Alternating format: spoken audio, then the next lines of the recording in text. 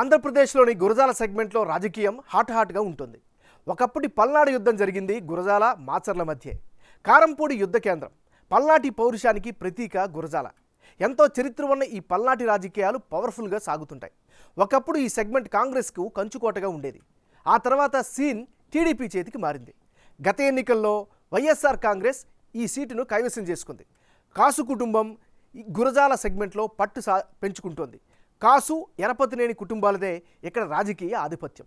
మరి ఇప్పుడు గురజాలలో రాజకీయ పరిణామాలు ఎలా ఉన్నాయి అన్నది చూద్దాం. ఈ నియోజకవర్గం ఓటర్ నాడి ఎలా ఉందో తెలుసుకునే ముందు 2019 అసెంబ్లీ ఫలితాలను ఓసారి పరిశీలిద్దాం. 2019 అసెంబ్లీ ఎన్నికల్లో గురజాల నియోజకవర్గంలో వైసీపీ అభ్యర్థి కాసు మహేష్ రెడ్డి 52% ఓట్లు సాధించి ఘన విజయం సాధించారు.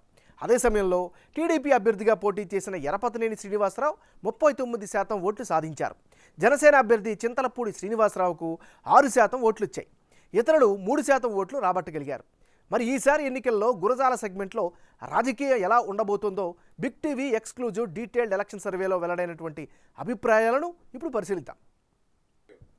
అభ్యర్థుల వారీగా గ్రౌండ్ రియాలిటీ వాళ్ళకి ఎట్లా ఉంది? ముందుగా వైసీపీకి చెందినటువంటి నాయకుడు కాసు మహేష్ రెడ్డి. కాసు మహేష్ రెడ్డికి అనుకూల అంశాలు కనుక పరిశీలిస్తే తండ్రి రాజకీయ వారసత్వం ఈయనకి ఖచ్చితంగా అడ్వాంటేజ్ ఫ్యాక్టర్గా చెప్పుకోవచ్చు. మరోవైపు నియోజకవర్గంలో కాసు కుటుంబానికి మంచి ఇమేజ్ అయితే జనంలో కనిపిస్తోంది. గ్రౌండ్లో యాక్టివ్గా ఉండే నాయకుడిగా ఈయనైతే పేరుని సంపాదించుకున్నాడు. సొంత పార్టీకి సంబంధించినటువంటి క్యాడర్ నుంచి పూర్తి స్థాయిలో సపోర్ట్ అయితే కాసు మహేష్ రెడ్డికి అందుతోంది. ఇది ఈయనకి సంబంధించినటువంటి ప్లస్లు. మరి కాసు మహేష్ రెడ్డికి మైనస్ పాయింట్స్ ఏంటి?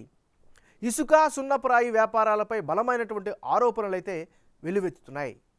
సీనియర్ కార్యకర్తలతో దూరాన్ని పాటిస్తున్నారు, కలుపుకొని వెళ్ళడం లేదు అనేటువంటి ఒక అభిప్రాయం కూడా వ్యక్తమవుతుంది. జంగా కృష్ణమూర్తి రాకతో క్యాడరు డివైడ్ అయినట్టుగా కూడా కనిపిస్తోంది.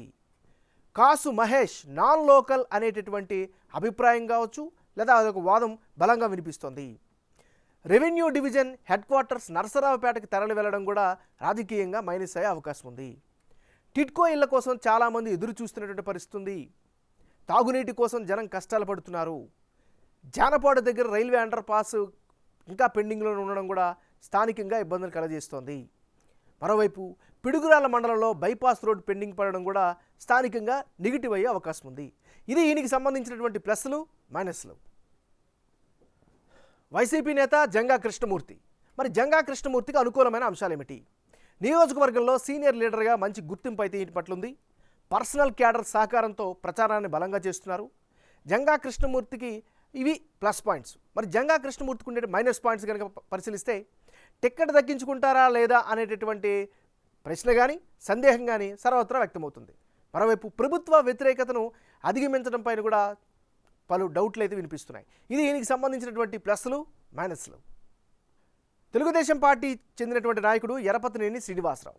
మరి ఎరపతినేని శ్రీనివాసరావుకి గ్రౌండ్ పరంలో రియాలిటీ ఏ విధంగా ఉంది?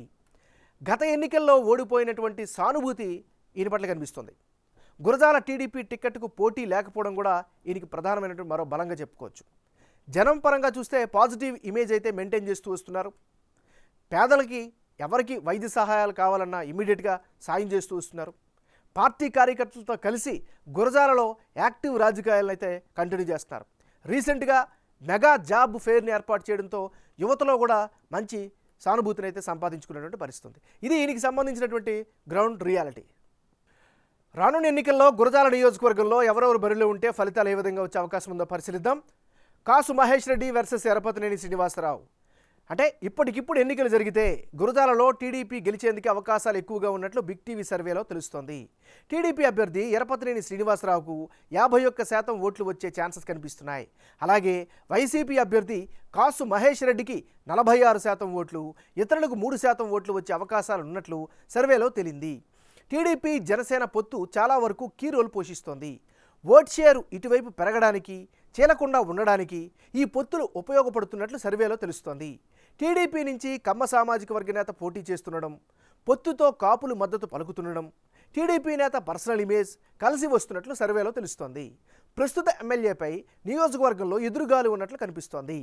వైసీపీకి ఓటు వేసే వాళ్ళలో నియోజకవర్గ అభివృద్ధిని చూసేవారు కొందరైతే ప్రభుత్వ పథకాల ద్వారా లబ్ధి పొందుతున్నవారు ఇంకొందరు అన్నారు.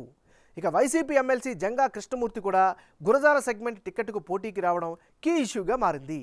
తాను లోకల్ అని జంగా కృష్ణమూర్తి ప్రచారం చేసుకుంటున్నారు. కాసు మహేష్ రెడ్డికి సహకరించేది లేదని అంటున్నారు. ఇది కేడర్లో కాస్త కన్ఫ్యూజన్ క్రియేట్ చేస్తుంది. కేడర్ ఇప్పటికే రెండుగా డివైడ్ అయినట్లు కనిపిస్తోంది. మరోవైపు నరసరావుపేట ఎంపీగా ఉన్న లావు కృష్ణదేవరాయలు రాజీనామా చేయడం కూడా వైఎస్ఆర్ కాంగ్రెస్ పార్టీకి ఈ పరిస్థితుల్లో మైనస్గా మారే అవకాశాలుగా కనిపిస్తున్నాయి.